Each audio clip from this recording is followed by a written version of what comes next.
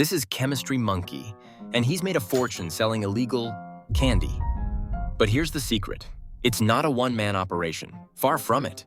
Even with his jittery protege, Chemistry Monkey just can't move product beyond his neck of the woods. He needs to move product in bulk. But for that, he needs a distributor, and just happens to know the right monkey for the job. Meet the Colonel. He's polite, calm, and ruthlessly efficient. By day, he runs the most successful fried banana franchise in the US jungle. But underneath the deep fryers and 11 secret herbs and spices, he's a narcotics kingpin. And he has just the thing Chemistry Monkey needs, a clean, high-volume candy distribution network.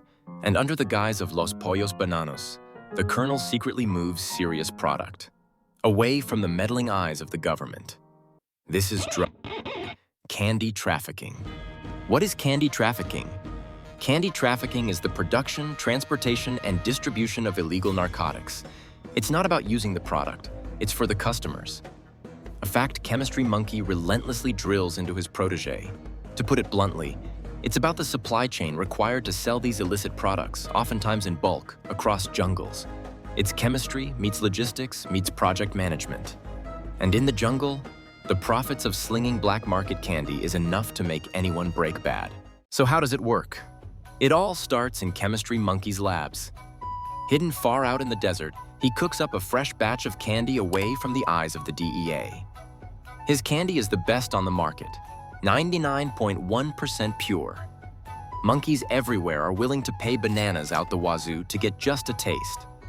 Once the product is ready, it's packed into airtight bags before being handed off to the Colonel. He disguises the goods within legitimate shipments from his fried banana empire. Los Pollos Bananos, Kentucky Fried Bananas, Texas Bananas, and a dubious NGO called Bananas Without Borders. All of it seems completely legal, and also happens to be completely fake. The goods go in anything you can imagine. Plush toys, snack crates, even fake religious statues. One mule once swallowed 48 bags and made it to the border. He's a legend, or a ghost. Depends who you ask. Some routes even use homemade submarines, gliding just under the surface, full of candy ready to cross the border. The Colonel's network stretches across borders, but he needs to grease the wheels so his products pass safely. He bribes customs officials to get out of stop searches. He rotates drivers weekly and never directly deals with mules. From underground tunnels in the Mexican jungles to corrupt airline handlers in Albanana Corky International, everything moves like clockwork. But every chain is only as strong as its weakest link. And when someone snitches, that's when the muscle steps in. See, once you break bad, you're in it for life. But hey, at least the pay is lucrative, assuming you don't get iced. Once the product hits a new jungle, local gangs break it into smaller units and push it to customers. Monkeys get addicted. Demand skyrockets, and profit goes through the roof. The Colonel gets his cut, and the leftovers are given to Chemistry Monkey. This frustrates Chemistry Monkey, but he has no choice.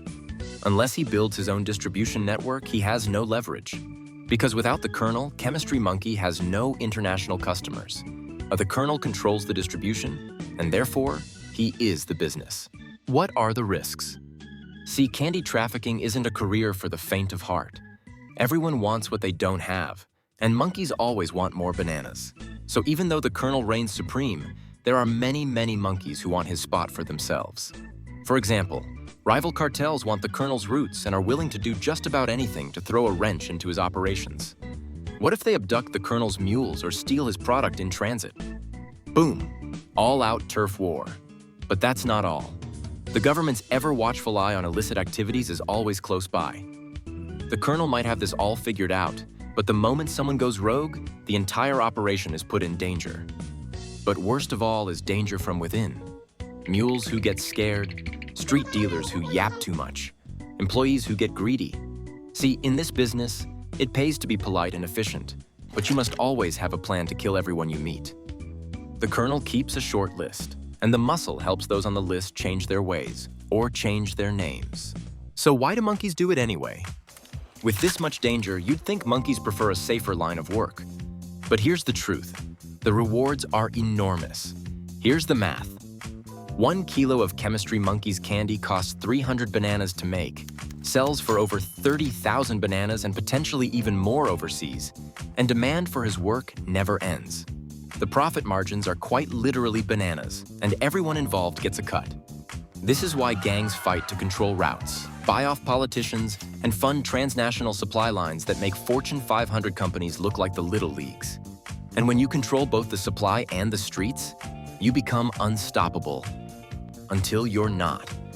And in this economy, crime might not pay forever, but it does pay fast. Even the colonel knows he can't run this show forever. Maybe it's the DEA, maybe it's a rival gang, maybe Chemistry Monkey finally goes rogue. It could be a bullet from a sniper, a poisoned meal, or an exploding paraplegic. The colonel lives this life trusting no one and understands that tomorrow may never come. But until then, the candy moves, the bananas flow, and the jungle stays hooked. So the next time you see a fried banana chain with 12 security cameras and armored delivery trucks, you might just be looking at a front for illegal narcotics activity. If any monkeys are confused, remember, this is not legal advice, and Monkey will not take any responsibility for any kingpins inspired by this video. Please do not sue Monkey. Thank you for watching. Please like, subscribe, and let me know what you'd like to see me cover next.